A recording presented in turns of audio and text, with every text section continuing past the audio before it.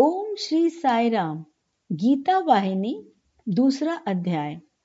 पहले अध्याय को कृष्ण गीता न कहे अर्जुन गीता ही कहना चाहिए। शोक और दुविधा में घिरा अर्जुन युद्ध क्षेत्र से मुंह फिराकर अपने शस्त्र एक ओर रख देता है। दो विरोधी दलों की सेनाओं के मध्य स्थित अपने रथ में वह हतोत्साह हो इधर उधर दृष्टि दौड़ाता है।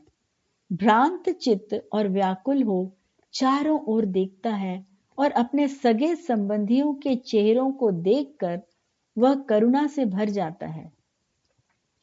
उसका प्रख्यात धनुष हाथ से फिसल जाता है और अशक्त हो न तो वो खड़ा रह सकता है न बैठ सकता है। उसका मन पूर्व मीमांसा की दार्शनिक भूल भुलैयों में उलझ जाता है। वह युद्ध न करने का निश्चय करता है। जब संजय ने अंधे राजा धृतराष्ट्र को ये बात बताई तो विजय पाने की आशा से वह अत्यंत प्रसन्न हो गया। इस प्रकार धृतराष्ट्र में न तो दूरदर्शिता थी और न पूर्व कल्पना। दिव्य दृष्टि तो बिल्कुल ही नहीं के बराबर थी।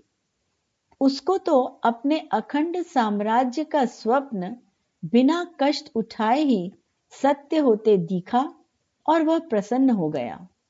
लेकिन संजय, जिसमें दिव्य दृष्टि थी, उसने सोचा कैसे उन्मादपूर्ण आनंद से वह प्रभावित हो रहा है। जब स्वयं भगवान पांडवों के पक्ष में हैं, तब इस राजा के दुष्ट इरादे कैसे सफल हो सकेंगे। और अर्जुन के युद्ध में लड़ने के भयानक परिणामों के चित्र उसे दृष्टिगोचर होने लगे। अर्जुन के गालों पर अश्रु बिंदु ढुलक रहे थे, आंखों में अश्रु भर गए थे। भगवान भी यह दृश्य सहन न कर सके। उनसे चुप न रहा गया। उन्होंने तुरंत जान लिया कि मोह का रोग, असत्य मूल्यांकन के कारण उत्पन्न मोह, अर्जुन के स्थूल, सूक्ष्म और कारण तीनों शरीरों में व्याप्त हो गया है।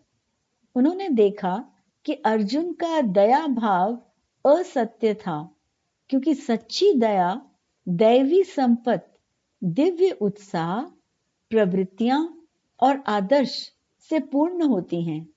वह भगवान की आज्ञाओं की अवहेलना नहीं करती। यथार्थ में तो दया के आवरण में वह अर्जुन का अहंकार ही था। भगवान ने उसकी ये दुर्बलता दूर करने का निश्चय किया। गीता में कहा है, कृपया विष्टम, दया से घिरा। अर्जुन असहाय हो गया था और इसी की चिकित्सा होनी थी। जिस प्रकार एक व्यक्ति के शरीर से भूत निकाला जाता है, अर्जुन को भी भय और कायरता से मुक्त करना था। जिसके पक्ष में भगवान है, उसे डरना नहीं चाहिए। कोई भूत भगवान का क्या बिगाड़ सकता है। वे तो स्वयं पंचभूतों के परमेश्वर हैं। वैद्यो नारायणो हरिहि, भगवान श्रेष्ठ वैद्य हैं। नारायण वैद्य की अर्जुन को आवश्यकता थी और वह उसे मिल गए। अर्जुन कितना भाग्यशाली था। विषाद की गहनता में आनंद उमड़ता है। गीता में दूसरे अध्याय के 11वें श्लोक तक अर्जुन के विषाद की कहानी है। इसीलिए अर्जुन की चिकित्सा का पहला चरण सांख्य योग ज्ञान मार्ग की व्याख्या है। 11वें श्लोक से कृष्ण का अमृतोपदेश प्रारंभ होता है। यथार्थ में भगवत गीता यहीं से आरंभ होती है। इसके पूर्व अज्ञान एवं मंद बुद्धता से उत्पन्न अर्जुन के भ्रम का ही वर्णन है। कृष्ण दृष्टा बने अर्जुन के विषाद को गहराने देते हैं।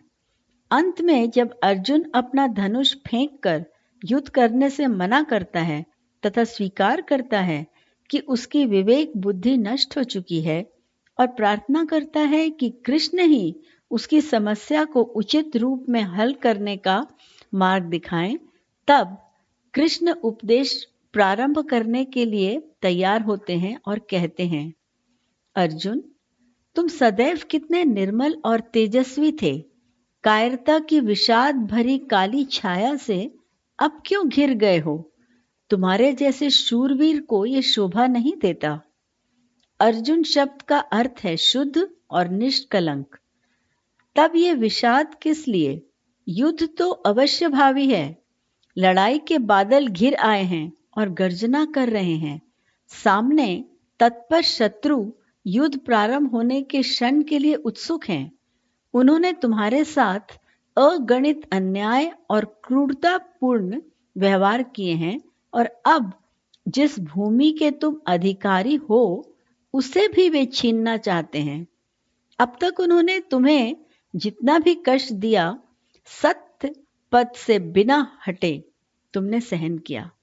तुमने सभी शर्तें और निर्वासन की अवधि भी पूरी की। समझौते के तुम्हारे सब प्रयत्न भी निष्फल रहे। तुम युद्ध रोक नहीं सके।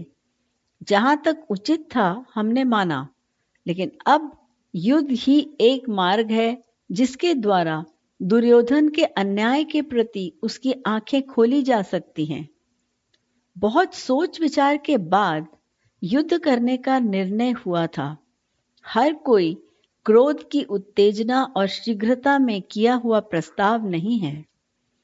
उत्तरदायित्व को समझने वाले वृद्ध जनों ने अच्छी प्रकार भला बुरा तौलकर युद्ध की अनिवार्यता का निर्णय किया है। अपने भाइयों सहित तुमने ये स्वीकार किया और इस निर्णय की सराहना भी की। तुमने इस युद्ध की तैयारी भी उत्साह से की। औरों से अधिक तुम ही इसमें लीन थे और अब इस प्रकार तुम्हारा बदल जाना कितना अनुचित है। क्षण भर में तुम पर युद्ध नहीं टूट पड़ा है। तुम युद्ध की सामग्री पहले से जुटा रहे थे। याद करो कि भगवान शिव से पाशुपत अस्त्र प्राप्त करने के लिए तुमने कितना संघर्ष किया, भूखे रहे, जंगली जड़ों और फलों को खाया और फिर देवाधिदेव इंद्र के लोक तक इस युद्ध के लिए दिव्य बाणों को प्राप्त करने गए। मैंने सोचा था कि दुष्ट कौरव वंश के नाश का उचित समय आ गया है, लेकिन तुमने तो ये शोक गीत अलापना प्रारंभ कर दिया। ये अशुभ स्वर क्यों निकालते हो? किस शास्त्र में ऐसी व्यवस्था निर्दिष्ट है? क्षत्रिय होने के कारण धर्म समर्थन और न्याय की रक्षा के जो तुम्हारे कर्तव्य हैं, उन पर विचार करो। तुम्हारी वीरता, साहस और दृढ़ता ही तुम्हारा धन है। लेकिन तुम तो इस विचित्र मोह में घिर गए हो जो करुणाजनक और अनुचित है। ऐसी कायरता तुम्हारे लिए और तुम्हारे यशस्वी पूर्वजों के लिए भी लज्जाजनक है। धिक्कार है तुम्हें जिसने क्षत्रिय जाति का इस प्रकार निरादर किया। तुम्हारे लिए तो युद्ध स्वर्ग को ले जाने वाला राजमार्ग है। यदि तुमने युद्ध क्षेत्र से अब मुंह मोड़ लिया तो अपयश से कैसे बच सकोगे? तुमने अपनी शस्त्र शक्ति के कारण विजय नामक पदवी पाई है। जीवन भर प्रयत्न कर जो सुयश तुमने कमाया है उसे कलंकित मत करो। अशक्त करने वाले इस मोह को त्याग दो। मेरी बात सुनो। अमरावती में क्या हुआ था उसे याद करो। दिव्य अप्सरा उर्वशी जब तुमसे पुत्र चाहती थी, तब तुमने उत्तर में कहा था, मुझे ही अपना पुत्र समझो। इससे तुम्हारी अतुल्य वीरता प्रकट हुई। अपनी पराजय के परिणाम स्वरूप जो श्राप उसने तुम्हें दिया, उससे तुम्हें राजा विराट की सभा में राजकुमारियों को नृत्य सिखाने वाले हिजड़े के रूप में धारण करने में सहायता मिली। ठीक है ना? मुझे बताओ, वह शौर्य अब कहाँ गया? ऐसे पराक्रमी पर कायरता कैसे छा गई? इस युद्ध में सहायता के लिए तुमने मेरी नींद में विघ्न डालकर प्रार्थना की थी और अब तुम उसी युद्ध से भाग रहे हो। क्या मेरी मदद इस प्रकार चाहते हो कि तुम भागते रहो, मैं देखता रहूं? इस मोह को जड़ से उखाड़ फेंको, भय को भस्म कर दो, फिर से पराक्रमी योद्धा बनो, कृष्ण ने समझाया। इस संदर्भ में कृष्ण ने 4 शब्दों का प्रयोग किया: कश्मलम, अज्ञान, अनार्यजुष्टम, प्रत्येक में निहित दैविक स्वभाव के लिए हानिकारक चरित्र, अस्वर्ग्यम, वह गुण जो मनुष्य में व्याप्त दिव्यता का क्षय करता है, अकीर्तिकरम, अनंत ऐश्वर्य को नष्ट करने वाला चरित्र। किसी भी क्षत्रिय के खून को खौलाने वाले इन प्रेरणादायक शब्दों का अर्जुन पर बहुत प्रभाव पड़ा। अज्ञान के घने काले बादल जिनसे अर्जुन घिरा हुआ था छंटने लगे। सत्य को भुला देने वाला तमस हटने लगा। रजोगुण फिर से उदय हुआ और अर्जुन ने पूछने का साहस किया, कथम, कैसे? यह शब्द बहुत महत्व का है। इससे पता चलता है कि गीता में केवल क्या करना चाहिए इतना ही नहीं, किंतु कैसे करना चाहिए ये भी पता चलता है। अर्जुन ने कृष्ण से पूछा, हे मधुसूदन, मेरी बात सुनो। युद्ध क्षेत्र में जो सबसे आगे खड़े हैं वे सब पूज्य हैं। भीष्म पितामह ने हमारे पिता की मृत्यु के पश्चात हमारा पालन किया और हम जो कुछ भी आज हैं उन्हीं की कृपा का फल हैं। हमारे वंश के पूज्य ज्येष्ठ हमारे पिता तुल्य हैं और द्रोण के लिए क्या कहूं, वह मुझे अपने पुत्र अश्वत्थामा से भी अधिक चाहते थे। मुझे उनका पूर्ण स्नेह मिला। वह ऐसे गुरु रहे हैं जिन्होंने मुझे अपना प्रिय शिष्य माना और प्रेम से मुझे श्रेष्ठ धनुर्विद्या सिखाई। क्या अब आप ये चाहेंगे कि जो विद्या उन्होंने मुझे सिखाई उसका उपयोग मैं उन्हीं को पराजित करने के लिए करूं? क्या भारत के पुत्र के लिए ऐसा कार्य उचित है? युद्ध में तो हम केवल शत्रुओं को ही मारते हैं ना। अपने आदरणीय पिता व शिक्षकों के साथ भी क्या हमें युद्ध करना होगा? आप कहते हैं कि युद्ध से स्वर्ग की प्राप्ति होती है। मैं नहीं समझ सकता कि इन आदरणीय गुरुओं को मारकर स्वर्ग का अधिकारी कोई कैसे बन सकता है। इस प्रकार तो संसार में शायद ही कोई गुरु जीवित रह पाए। आप कुछ भी कहें, लेकिन मेरी भी बात सुनिए। इस प्रकार सुख और सत्ता प्राप्त करने से तो घर घर भिक्षा मांगकर जीना अच्छा है।